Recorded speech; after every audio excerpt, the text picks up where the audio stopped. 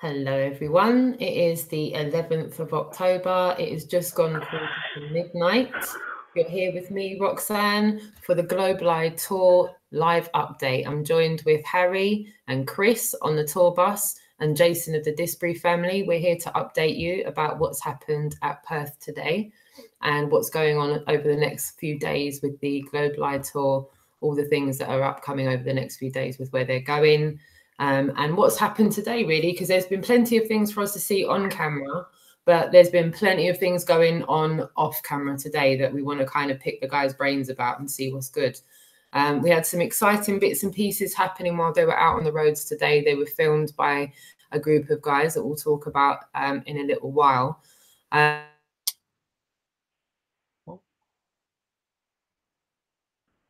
frozen, Roxanne. Doing? Usually comes back. Just temporary. Hello. Can you hear me? Can you hear me? Can you hear me? Yep, can now. Where did I get to before I cut out? About the film crew, I think. Yeah, we're going to talk about those guys in a bit. And thank you to Jason for joining me, and Harry and Chris. How you doing? Great. Lovely, thank you. Yep, doing okay. Yeah. You guys are somewhere in a campsite tonight, so you've managed to stop off, do some washing, get the housekeeping done. You guys look fresh-faced, bright-eyed and bushy-tailed this evening. I can see bright lights are on. Nice. We have the power. Yeah, I can see all lights, camera action tonight, and you must have like juicy power. What's it like in the campsite? Are you able to tap into the power there? Yes, yeah. Mains electricity, so no problem running batteries or engines. So it's a lot less stressful. We can go and get as many showers as we want.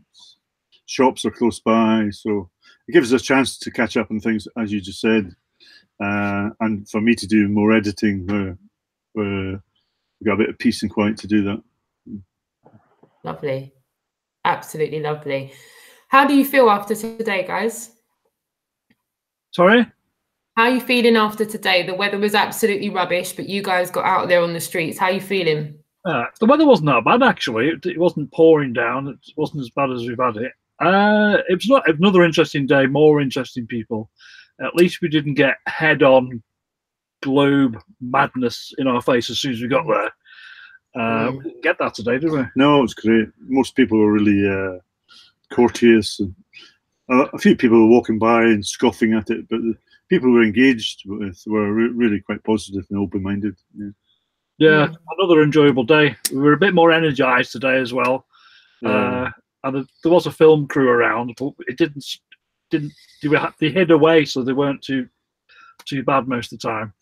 So out the way and merged a bit. So yeah, it wasn't too bad. So, and people didn't seem to put people off. They still came over talking to us. And having quite in-depth conversations. So it was like the cameras weren't there. It's strange. People just are blind to what's happening around when they're in conversation and deep conversation. They just don't notice anything around them. But riveting conversations today, definitely. Well, you've heard some of them with Harry. Yeah. But we have. So Chris actually had sorry, Jason. Chris actually had a conversation with a mathematician. Well, you tell the story. This guy came up to me and started saying, "Have you heard about the flat Earth and everything?" And he says, "Yeah, it's flat. I worked out. I'm a mathematician. By what's it? He does it for a job." He says, "Yeah, I did the maths, worked it out, and it's flat. Yes, definitely. The maths tell you it's flat. It's undeniable." I says, "Well, what else have you looked at?" He says, "Nothing really. I've just did the maths and it's flat."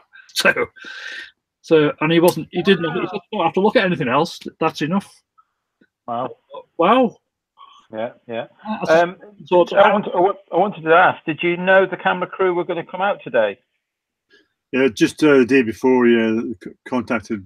No, actually, before Ireland, they're asking when I'll be back up in Scotland. So I wasn't 100% sure with the dates changing and everything. So I asked them to contact later, and I'll maybe have a more accurate date. And they contacted me the day before, or the email was there for a wee while. I just noticed the day before. So I said, tomorrow we're in Perth, and said, that's great, we'll meet you in Perth. But I already met them. They were doing filming in the Inverness shop when I did a little promo for the Inverness shop. Oh, the same guys. Yeah, they're doing it in Scotland predominantly about flat Earth, the resurgent flat Earth in Scotland. What I've spoken to most flat earthers in Scotland, I think. So I think they're going to the American conference as well. Is it the American one? I heard them mention that today. I did hear them. They said that live on the feed. They said that they were toying with the idea of going over to Denver. They are going. They were invited across. Yeah. Cool. Wow. So I think it got funded by the BBC to do this, and Really? yeah, but what's this guy's name again? Connor. Mm-hmm. Connor and Jack. They're really nice people. So I think what the BBC were doing, they're looking for talented people, up and coming people to do projects. So they presented this project and did a little promo about it, and apparently the BBC liked it and giving funding for them. But I don't think it's 100% certain it will still get shown. However, they've been given the go-ahead to do a documentary for the BBC on flat Earth in Scotland. Yeah, wow. They did say they're in charge of the finished product, and the finished product to the BBC, and the BBC take it as it is, or they don't take it. Okay. So the BBC wants to get it; they can't mess about with it. So he says. So I mean, I've met them a few times now, and they seem pretty genuine guys. So we'll just have to wait and see. Well, it seems like they're asking all the right questions. Yeah. Well, we had a conversation in the van later, and they were quite shocked with what we were telling them, because I think they've spoken to quite a few other flat earthers, some prominent ones around, and got different stories and different ways of doing things. I think the way we're doing it, and especially when we got the guy knocking on the van and talking to us as a flat earther, they were astonished. Yeah.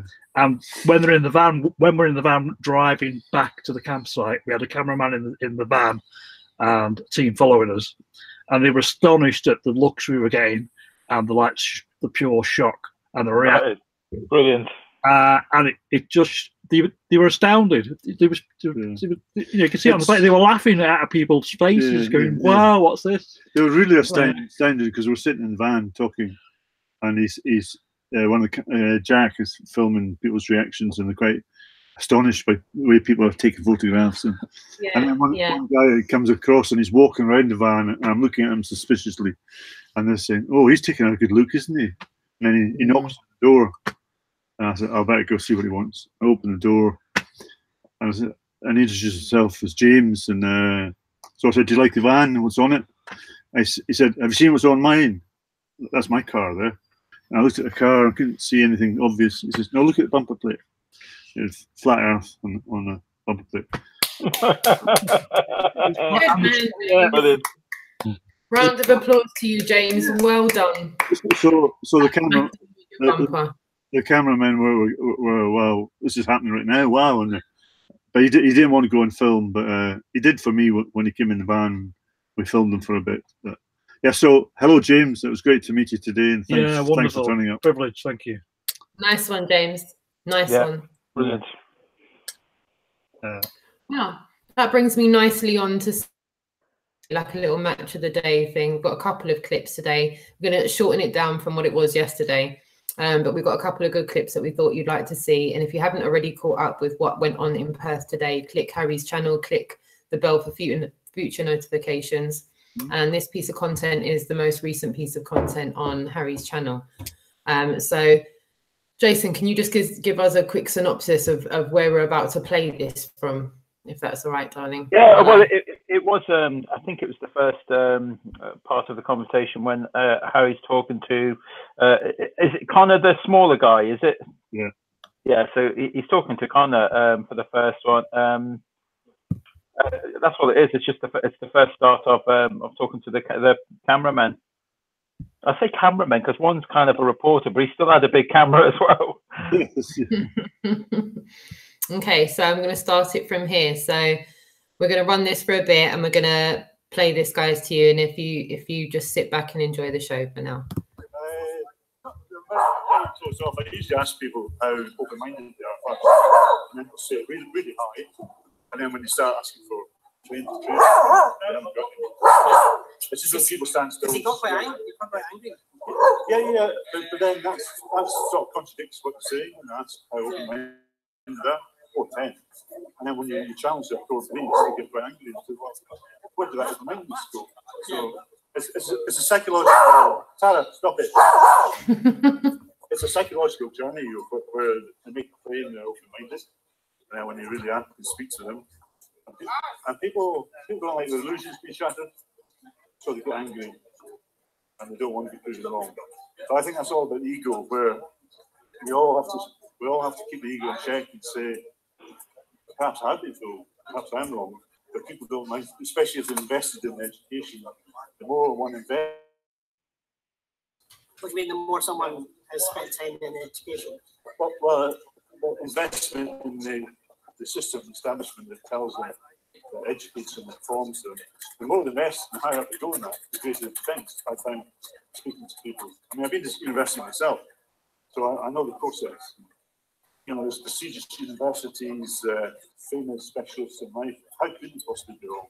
So we give far too much trust over to experts, rather than our own critical thinking and our own observations. We don't trust our own senses so much. We trust authority over our own senses.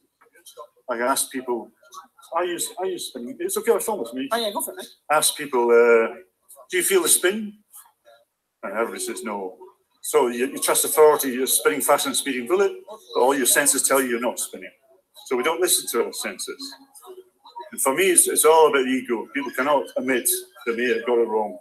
But it's quite empowering when you actually say, oh, perhaps I was wrong.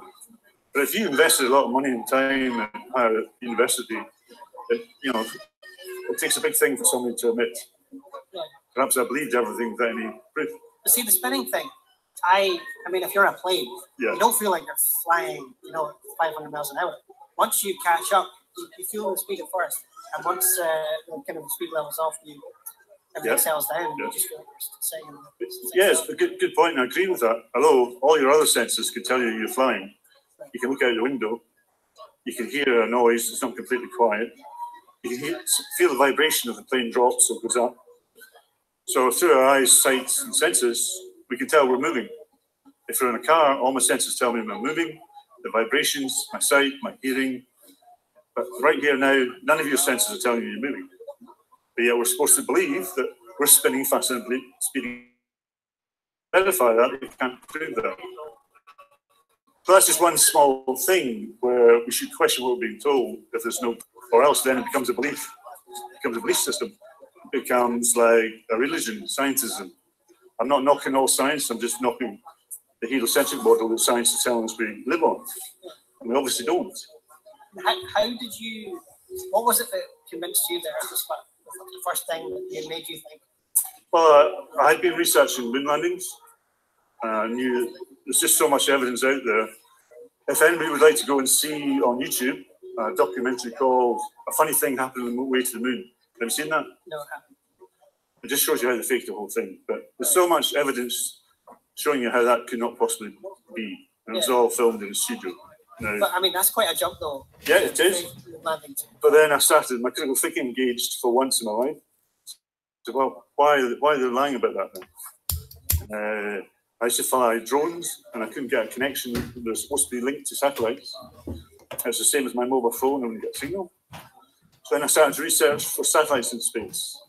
Could I find any real satellites? No, just cartoons and CGI. And been researching for 4 years. And I started researching for a rocket in space. CGI, cartoons. So an inquiring intellectual mind is not satisfied with CGI and cartoons and theories. It requires more substance than that. It requires more proof. So most people accept that. CGI images, cartoons, and theories. That's what most people go on that they think they live on planet Earth. So they don't have any actual evidence. It's all second-hand information, a belief system. Now there's so much conflicting proofs that prove that what we're being told is not true. If people research it, but most people don't research it because it's too time-consuming or too difficult. official things on television, rather than going in and researching documents, photographs, videos, scientific papers and claims. They don't research any of that. They just totally accept what they're being told by authority. And there's many things where the authorities have lied to us. We all know about the Kennedy assassination. So, you know, I'm a big fan of the Kennedy assassination. Yeah, and there's quite a number of shooters in that. But we're not ever told that. We're never told the truth about it. 9/11, never told the truth. 7/7. We're not told the truth about anything. We're not told the truth about medicine, natural cures. We're not told the truth about history, science of history. And we're certainly... I saw you talking earlier about dinosaur bones. Yeah. See, I never thought that was anything. I never thought dinosaur bones were anything to do with flat Earth. Well, it's questioning the Big Bang Theory and how old it is. I'm not religious, by the way. I grew up not buying creation or evolution, but it's just more holes in evolution theory. So you don't believe in evolution? I don't believe the evolution that we're told. No, I don't believe we came from a rock, from fish to monkeys to us. No, I don't believe that. But do you have anything to replace it, or like another alternate theory? Well, I try not to go into theories. I don't know where we came from. I think first we have to establish where we're not, and then maybe find out where we are from and what created us, how we evolved, created, whatever. But I think it's all designed. But right. I'm not religious. Okay. By other species, I don't know. People jump to the creator, but I say, why not creators?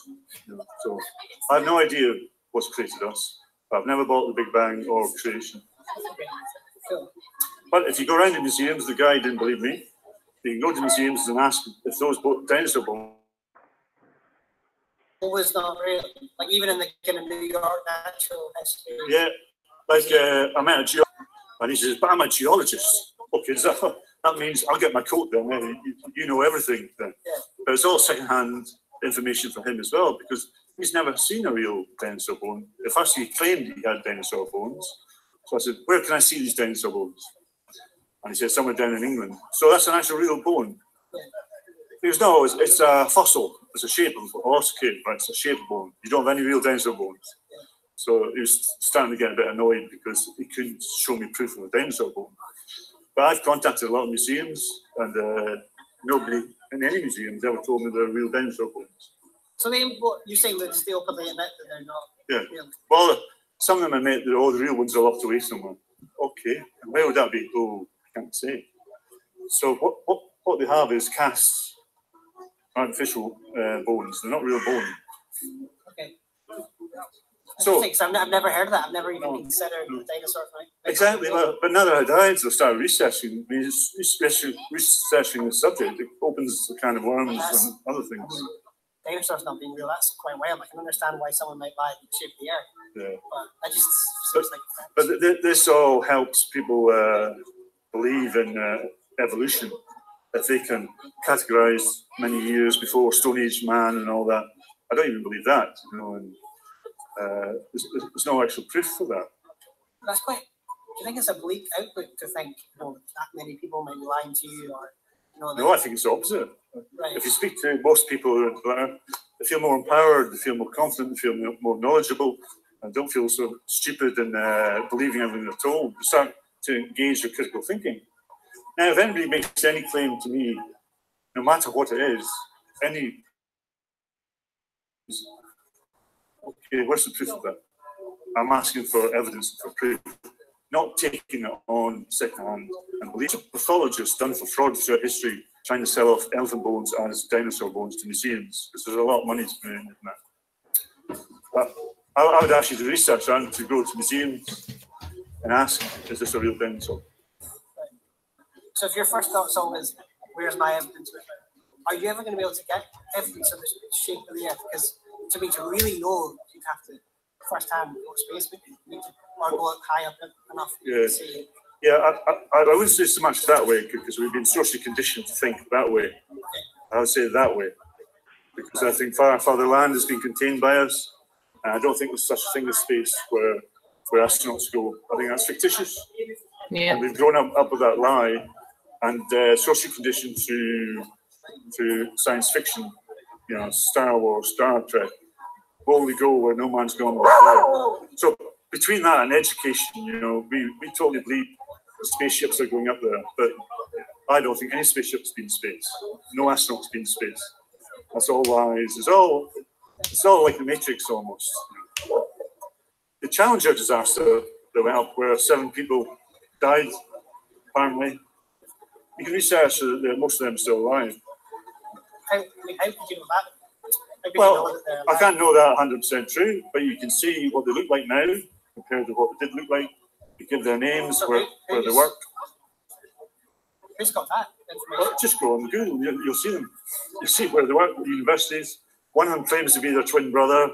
You know, they're still alive. Nobody's on these rockets.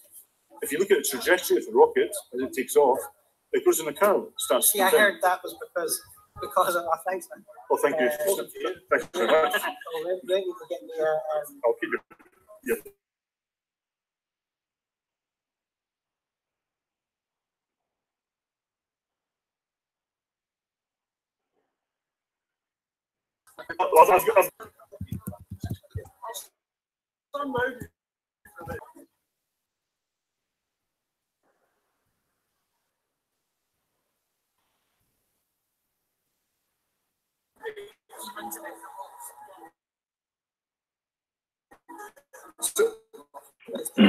But the problem is, most of them are just have a belief.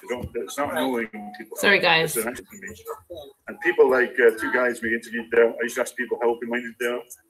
And when they say a high number, you question that and they push in the corner because they know they can't provide any proof. So they get angry, their ego gets offended. So. But if you were in check with your ego and you're open-minded, you wouldn't get angry, would you? Have a different opinion, would you? If I was challenging you for beliefs right now and asking for evidence and how can you prove that, would you get angry with me? I wouldn't get angry, but then if I was a scientist or if it was my work, you know, if I put a lot of effort into it, I can imagine getting a lot. But then if you are a scientist, the scientist is not supposed to be open to being questioned, being challenged. Oh, totally. So why does it become defensive when you question it? That is one thing that's happened actually. We did phone a lot of scientists and we struggled to get anyone to speak to us. Yeah, and you notice that physicist there, a physics student, I think he was, he didn't want to go on camera. Now, if I was that confident and I studied and I thought this was rubbish, I thought I'll go on camera because I'm going to prove you wrong. But maybe he's shy. Well, he could be shy, yes, but we've noticed over the last 3 days that people who are specialists in the field for that don't want to go on camera. Right. Yeah, and why is that? Do you think they'd be more confident? Do you think that's because they've got more to lose? Yeah, absolutely, yeah. And they don't want to be shown on video being proven wrong or getting agitated or angry. Right. So, you know.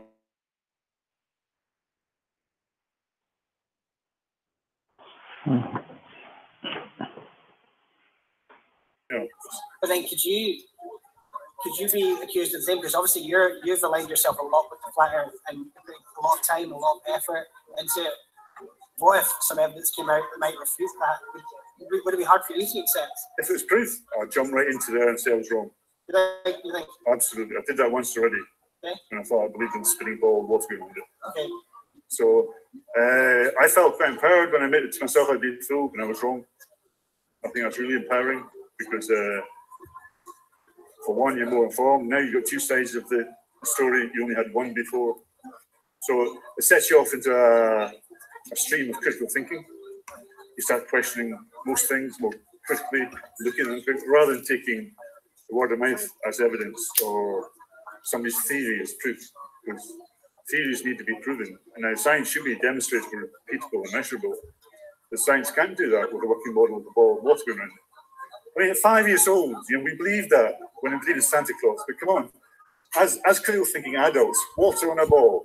For God's sake, I find that really ridiculous. Honestly, I get so exasperated by that. I think we'll pause it there for now. Yeah, because I'm fully in concurrence with what you're saying there, Harry.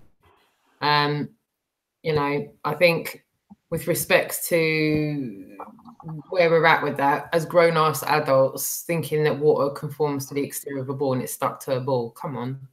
Really? Really? Is that where we're going with this? Is that where we're going with this? I think it was a brilliant answer you gave, Harry. An excellent answer. So I'm going to go through now and play the second clip. And that clip there that I'm going to go through to is going to be Jason. Sorry, have you got? More or less on the fence, wasn't she? To be fair. Sorry, I'll give you the time. It was 1:30. Yeah, she was more or less on the fence, wasn't she? Yes, she was on the fence. But asking all the right questions. 1:30:23. Right, here we go, guys. I'm just filming for YouTube. I just go around the country with 50 days, and we put these spanners out. I don't know why that one's so quiet. Maybe I think we. It'll pick up in a second. He's not quite into the interview yet. All right. We're asking people, do you think you live on a ball with water going around it, like the gold model? I'm not too sure actually. Like I'm not being a dumb but I understand your thing and I understand the really played up on it all. That's great. Well, it tells me you're a bit open-minded. At least you're not dismissing without inquiry. And a lot of people dismiss without inquiring, and that's actually the base of lunacy. You know? So if we inquire and become informed and then dismiss it, that's an educated dismissal. But when we ask people that they believe they live in a spinning ball, we ask them, well, why do you believe that? Yeah, they've been told. They're not even learned it, they've been told it. Now, we're out here because we're confident there's no proof that we live in a spinning ball. Now, science should be able to demonstrate the claims and be measurable, but they cannot produce a working model of the ball what's going around it. And gravity has never been proven. Everywhere you see it's flat horizon, whether you're on an aeroplane, top of a mountain. You look at amateur balloons going up to 21 miles high, it's completely flat, 360 degrees. The only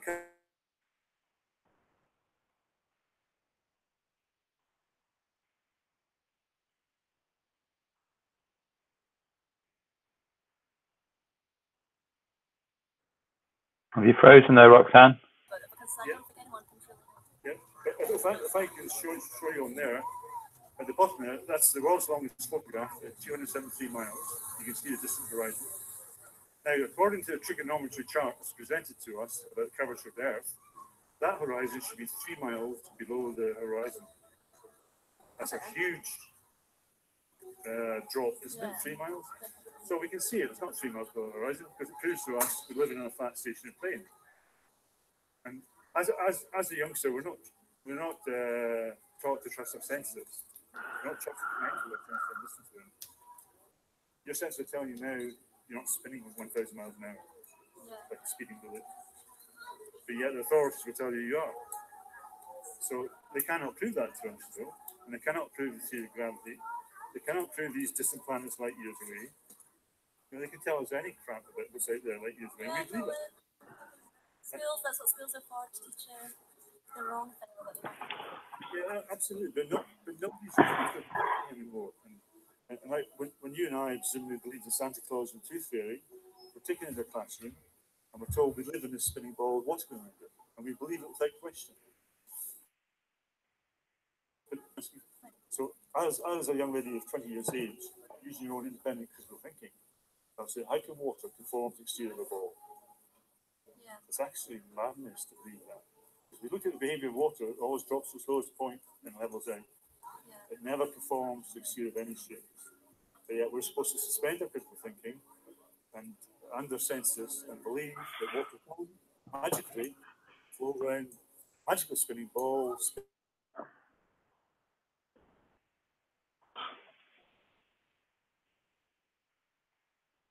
Story now, we told other ones. I can believe that definitely. I'll have to look up more on it though, but I love documentaries and all that business, so I'll definitely get that. Great. I'll give you my YouTube channel. I haven't got my cards out yet. Yeah. Would you mind hold that phone? Yeah, of course. Well done, Harry. Well done. Well done. Yeah, I think it's great when we get people on the fence, you know, like that. I think they're a little bit more inquisitive and they accept that they don't know something, and that's great, you know, like it's the biggest thing that I've learned within Flat Earth now is to say, I don't know, Yeah, absolutely. Yeah, and we should have that confidence to say that, because we can't. Nobody can know everything about anything, and we're all in degree of ignorance about something, because nobody can know everything about anything. It's a different degree of ignorance. Some may know more than others, but we can't know everything. But if I get to say to the young lady there, her name is Chloe. She did respond, and she said, "It was great talking to you today and meeting you. But could you please change the thumbnail?" I had Chloe's picture as a thumbnail, but you know, most people don't like looking at themselves on the internet. Yeah, fair enough. So so I changed it for her. But yeah, she was very pleasant and very open-minded, which was great. Yeah. The film crew started speaking to her as well afterwards, and then of course they have a disclosure to sign so that they can use that footage. So poor Chloe was kept there for quite a while, and here she is signing lots of papers. And I said, "And you just thought you were going to walk by for a little chat?" Yeah. You had to hang around for a long time and fill lots of paperwork. So thank you, Chloe. Thank you for your time. Yeah. And it was great chatting to you. Yeah. I did speak to her later while she was signing the papers. I said, "You realise this could change your life, what you just spoke about?" And she smiled. She went, "You might do." So I just walked off. Lovely girl. Yeah. Wow. And how about the interactions that you had today, Chris? How would you say the interactions you had? Well, the first clip you showed with the guy in the red, that was the mathematician I was talking to. So that was brilliant. We've had quite a few flat earthers turn up today. It was about 4. Yeah, 4, which is quite good. I didn't think we get any. Quality again, not very many bad ones. I think one. So you're in a nutcase and walked off. Basically, he wasn't interested.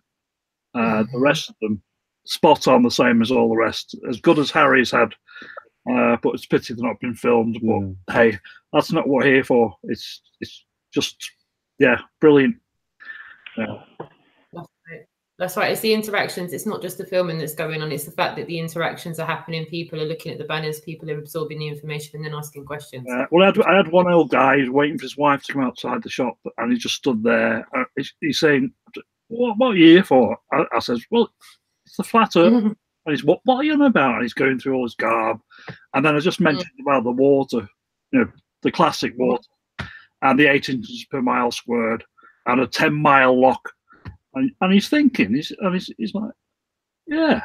I said, you shouldn't be able to see someone on over a 10-mile lock." And it's like, right, yeah. And it just clicked, and his face went. His wife turned up. I talked to her a bit, and she says, "You'll be up all night looking into this now." Brilliant.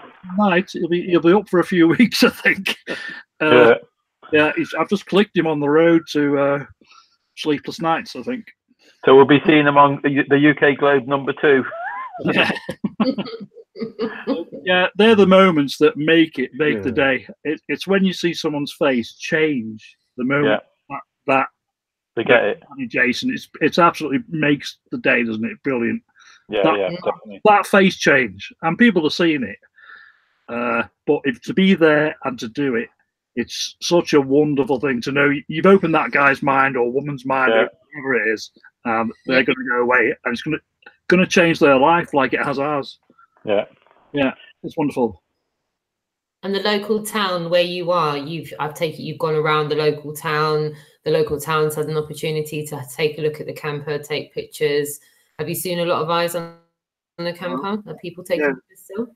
When we were driving around, the camera crew were following to see those reactions. But James, who we met at the car park, he kept appearing at traffic lights, peeping his horn and waving, and horn back. And he's following us through Perth. So yeah, it's great. There must be a lot of photographs on Facebook popping up of our van, because there's a lot of mobile phones pointing at the van taking photographs. Yeah. Jason experienced that. Yeah. So it's spreading. You might be saying mad people in Perth, but there's a picture of our van there. Yeah. There's a picture of a van on all the motorways, all the towns we visited. So on all the speed cameras, we're on all them as well. Can I just say as well? I like the way that you say that, Chris. That it's our van. All you guys as well that have been donating. It's your van as well. This is your tour. It's for all of us. It's our tour. Yeah. Well said, Jason. Yeah.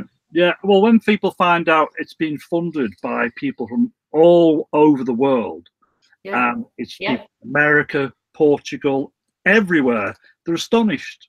Yeah. You know, and we're saying, we're getting donations of a fiver, a tenner, and some big donations as well. How fantastic that makes us as a group and everyone else feel. And please keep them coming. Because it's vital to finish the tour. It's so empowering when I can turn around to people and say, this is not just us doing it. It's hundreds of people doing it by donating and getting this to work. It's brilliant. Yeah. You know what it does? It helps with the validity of what it is. For people to just think 5 or 6 people got themselves together to do this, it would come across on the streets like 5 or 6 people are the only people that are passionate enough to get out there onto the streets. And we know hundreds of people are passionate for the truth to get out onto the streets. Even if they're not up for doing it themselves, they're up for other people that are up for doing it. And that's what gives it validity, to know that a good lot of people are behind this and donating for it and want it to happen and want to evoke the change. It helps. It really does help. It wouldn't be happening. And I think a lot of these kind of people who have donated, they feel included in the tour, because they know they've helped towards that, and it wouldn't be happening without them. So I think it's inclusive with so many people, both physically and financially. The camera crew were astonished that they didn't know we were getting funded, and I told them, we didn't know that. How many? What? Yeah, they were so America, and I mentioned all the places we were getting funding from, 5s, 10s, 500, and he was like, hey. Yeah. And that rang a big bell with him. You could see his face go like, how's this happening? He thought it was just mad people on the street corner, but it's not. Hundreds of people making this happen. And did you feel like it made it more, it concreted the whole thing as soon as he clocked people? It made it real. It made it real to him. But he's not just looking at 2 eccentrics stood on the street corner. It's not. It's a lot of people clubbing together to get this done. And that's I think he was surprised when he actually just seen the number that were in the chat as well. Oh, reading the chat. Yeah, he's very shocked at that. Yes, yeah, both of them were. Yeah. I was hoping that most people in the chat would just tone it down a little bit, because there was a lot of BBC bastards, BBC wankers. Well, as soon as they were engaging with the chat was just going mad. It was going so quickly, and they couldn't read it because it's my God, look at the chat they were saying. Yeah. Wow, thank you for everyone that took the time to tune into the live today. Because again, the fact that there were so many people tuned in, it was the right place, the right time. Just when they asked that question, no, it's not just 12 people watching. There's over 100 people watching. In fact, there's more than 100. In fact, there's near enough 200 people watching. So that was a wonderful feeling as well, to see that look on their face of wow. There's a lot of people. How did you guys get to see the camper? Did you get to show them the camper inside the camper and stuff? Yeah, we invited them in. They were in the camper along with James. So there's the 5 of us in here, and they had the cameras filming and a bit more interaction with us and them. So yeah, it was great. Yeah. Well, we had a convoy. We had them one following, and a camera guy in the camper driving up round, filming the looks on people's faces as we drove through back to the campsite. And we got to the campsite, and they watched us park up, and then just brilliant. Yeah, it just other people's reactions to see the faces we see all the time on this trip, but their reactions as well when they see the faces going, wow. You know, when you get somebody staring at you and you look at them and look away, well, when the van comes around the corner, they stare at it and they keep staring and they don't look away, they keep looking. Yeah. I think there's a few lampposts in Perth where people have bumped into them. Yeah. Very good. So it was a good day in Perth. A good day was had by all in Perth, despite a little bit of naff weather. A good day was had. A lot of red pills were dropped. A lot of people were open to it that weren't previously open. And you said quite a few people were already flat earthers. Yeah. Again. Yeah. Again. So We met flat earthers everywhere we've been. So is that Thursday? Was it? oh, sorry, Thursday. Yeah, we didn't. We nearly got the way we got arrested nearly. That's the only place we've not seen a flat earther. Yeah, but okay. Yeah. Okay, and for everyone watching, I've put the locations and dates in the description box along with the channels and how to donate. But just to save everyone clicking into that right now, can you give everyone a synopsis of where you're going to be tomorrow? Where are we? Stirling tomorrow. Yeah, I always forget when he tells me. Because he's not from here. So. And where are we going today? Stirling. Where in Stirling? Well, we haven't said yet in Stirling, so the busiest high street. Yeah, where the most people are, we'll decide that once we can get parked, and then go looking for a suitable place, whichever is most busiest. Again, the weather might be the same as it was today, so it's just trial and error until we get set up. Yeah, of course. Yeah. Hopefully, someone come out and meet us. Yeah. Flat earthers can come. That's what I was going to say. For everybody that knows they don't live on a spinning ball, please, if you are within reach of Stirling and Stirling is feasible. It takes about 10 seconds and Roxanne will be back. Yeah, and if you see us on the road, give us 3 beeps. Yeah. That we know it's a flat earther going past. Right. That's it. That's it. If you know you're not on a ball, get there. If you know you're not on a ball, get involved. And if you could, Chris, if it's possible, could you try and do a little live feed just as you're rolling up? I tried to play, but there was problems, so we couldn't do it. But yes, definitely, yeah. Just to let people know we're on our way. We're an hour away, and we hope to be set up in an hour. So if anyone does want to meet us, they know we're going there and we're there. Yeah. Brilliant. Yeah. Brilliant. And can we just give the chat room a synopsis for where it is the following day as well, please? We leave Scotland and come down to England, and we go to Newcastle. Yeah, I'm looking forward to that one. I desperately wanted to be there on that. Love it. Absolutely love it. And there was someone in Sun and Moon family that was called Super Leeds. I think they were called Super Leeds. They've got a channel called Super Leeds, and they said when you are in Leeds. Yes, that would be the one. Super Leeds was the clue.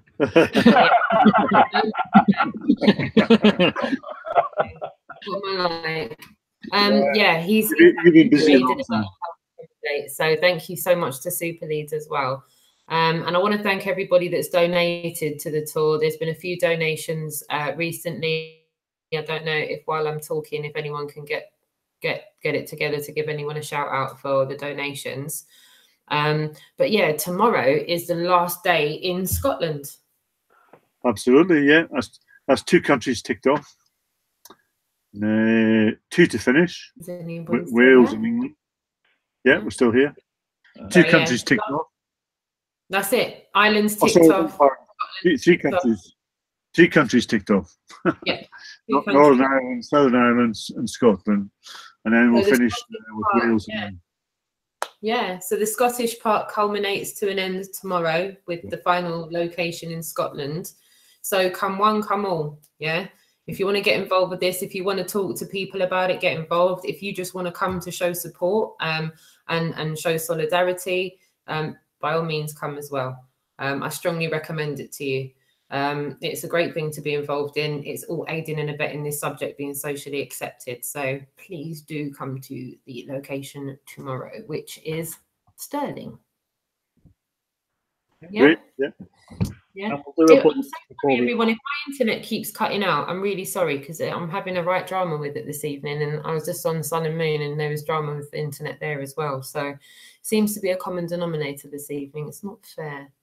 I'm sure if I was making a video about baking a cake, I wouldn't have all these internet issues. No. It'd be anything. Guarantee it. Yeah. Guarantee it. So you guys are going to be on tomorrow sometime between 1 and 3, weather pending, location pending, parking pending. So to keep an eye on that, hit the notification bell on John Smith Globalize channel. And Chris's channel's in the description box as well. We've got the rest of the destinations in the description box of this piece of content. And if there's any questions that you have, mods in the chat room this evening would have been able to answer them for you. There'll be mods in the hangout tomorrow when Harry's live. They'll be able to answer questions for you. If anyone wants to come out, we're happy to accommodate for that. We want you to. And if any other channels want to come out and film, live stream, that's fine as well. Just meeting other flat earthers is brilliant. You don't have to be involved, but just coming out and meeting and knowing you're out there is just really encouraging for us. It is. It's massively encouraging. And I'm now counting the days down. I think tomorrow. Is tomorrow Friday? Today? Friday today? Friday. If it's Friday now, because it's after midnight, it's a week till I'm on the tour. Oh, not long to go, Roxanne. Counting the days. What about you, Jason? Not long to go till you're on the tour as well, Jason. Yeah, that's right. I've been looking at ceilings for the past week or so. So yeah, I'm becoming very stir crazy. I keep finding more crackers around the camper van.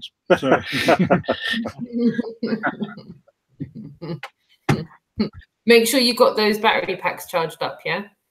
Absolutely, yes. Cool battery packs. We're ready to go, Roxanne. Yeah, I'm fully prepared for this. I've had my bag packed from last week. Yeah. Like, literally, it's packed. I'm all organised. I've got everything packed, ready to go. Huh? Is it light, the bag? Yeah, it's super light. It's super light. I'm not trying to cause any extra weight to the camper van. We need to get the camper van to the 3rd of November. It needs to get there. Like, even if we have to tow it there, it's going. Is it waterproof? Can we put it on the roof rack?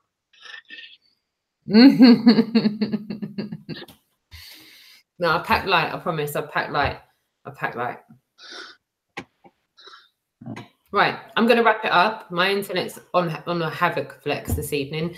Is there anything you guys would like to say before we wrap it up? And in the meantime, I'm going to thank everyone in the chat. Yeah, just a big thank you again to everybody who's giving money, because we don't know what's going to happen in the next week. Concerned citizen, hello, my darling. Thank you for tuning in. Thank you for tuning in. Stephen Watson, thank you for tuning in. Nathan needs to apologise. Thank you for tuning in. Nigel Bennett, thank you for tuning in. Flat Plain, Oregon, thank you for tuning in. Billy Williams, thank you for being here. John Thor, thank you for being here. D. Russ, thank you for being here. Wow, so many names. Francis, thank you for being here. I really want to take the time to say how much I appreciate you all being here live with us. I know people watch it on a replay, but for you to be here with us just now means a lot. Rick D, thank you so much for tuning in as well. Tom Budus, thank you for tuning in. And yeah, really nice interaction. Stephen Kennedy, thanks for tuning in. Marilyn Spirit Level, thank you for tuning in. Lorraine, thank you for tuning in. Neil Gizmo Russell, thank you for tuning in. Dagon Morningstar, thank you for tuning in. Massive of respect. Gina Farrell, thank you for tuning in. Good Times for All, thank you for tuning in. Plain Sailing, thank you for tuning in. And I genuinely am trying not to miss anyone. Nigel Skeely, Effie, thank you for tuning in. No One's Flower, thank you for tuning in. Dave Paul, thank you for tuning in. Isis King, Lenny Mears, Truth Seeker Mafia. Massive love to you all for tuning in and being here with us. So guys, is there anything you want to say before I wrap it up for tonight? Just say thank you so much to people who are continually donating.